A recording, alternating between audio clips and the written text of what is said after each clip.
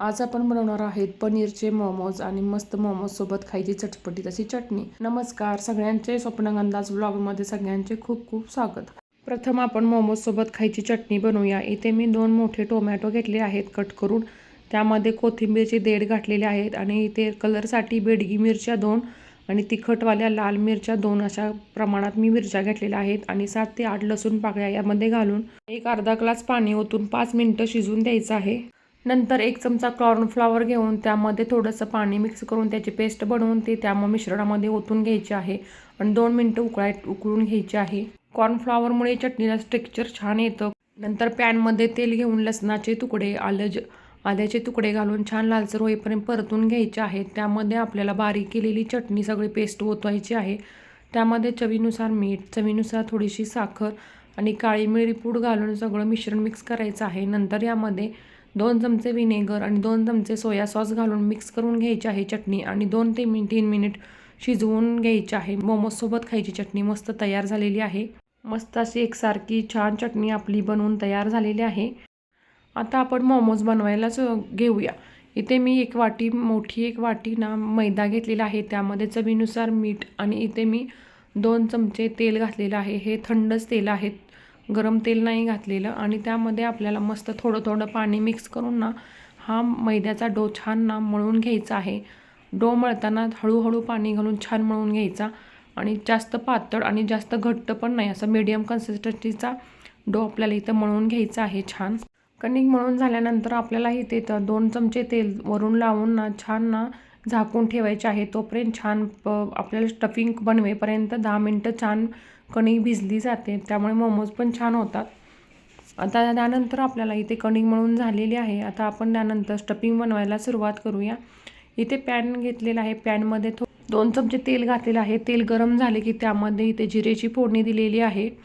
जिरे छान तडतडले की त्यामध्ये आपण छोटासा चिरलेला कांदा परतून घेणार आहोत। मस्त कांदा परतला की त्यानंतर आपल्याला इथे एक शिमला मिरची छान परतून घ्यायची आहे कांद्यासोबत। शिमला मिरची परतल्यानंतर आपल्याला इथे 1 चमचा आलं लसूण पेस्ट घालून छान परतून घ्यायची आहे लाल रंग येईपर्यंत आणि नंतर यामध्ये आपल्याला छान कुस्करलेलं पनीर घालायचं आहे। इथे मी 150 ग्रॅम पनीरचा वापर केलेला आहे। तुम्हाला जास्त मोमोज बनवायचे असेल तुम्ही ते प्रमाण कमी जास्त करू शकता। नंतर त्यामध्ये अर्धा चमचा लाल तिखट, अर्धा चमचा मिरी पावडर आणि अर्धा चमचा गरम मसाला आणि चवीनुसार मीठ घालून हे मिश्रण छान मिक्स करून घ्यायचं आहे। छान मसाले मिक्स करून झाल्यानंतर हे आपले स्टफिंग तयार झालेलं आहे। त्यामध्ये आता आपण मस्त हिरवीगार कोथिंबीर थोडीशी टाकणार आहोत। आता हे स्टफिंग थंड होऊ द्यायचं आहे। नंतर आता आपण आपला मोमोज बनवायला सुरुवात करू। मोमोज बनवेपर्यंत गॅसवरती तर मोमोज स्टीम करण्यासाठी मी गरम पाणी करायला ठेवलेलं आहे पातेल्यामध्ये। इथे बघू शकताय तुम्ही आपली छान कणिक मस्त भिजलेली आहे। आता त्याच्या आपण आता मस्त एका वाटीच्या पिठामध्ये आपल्याला 10 ते 12 मोमोज आरामशीर तयार होतात। आता इथे मी चाळणीला तेल लावून घेत आहे, त्यामुळे आपले मोमोज खाली चाळणीमध्ये स्टीम करताना चिकटणार नाही, त्यासाठी छान मस्त तेल लावून घ्यायचं आहे। आता आपल्याला मोमोजसाठी छान पारी इथे लाटून घ्यायची आहे।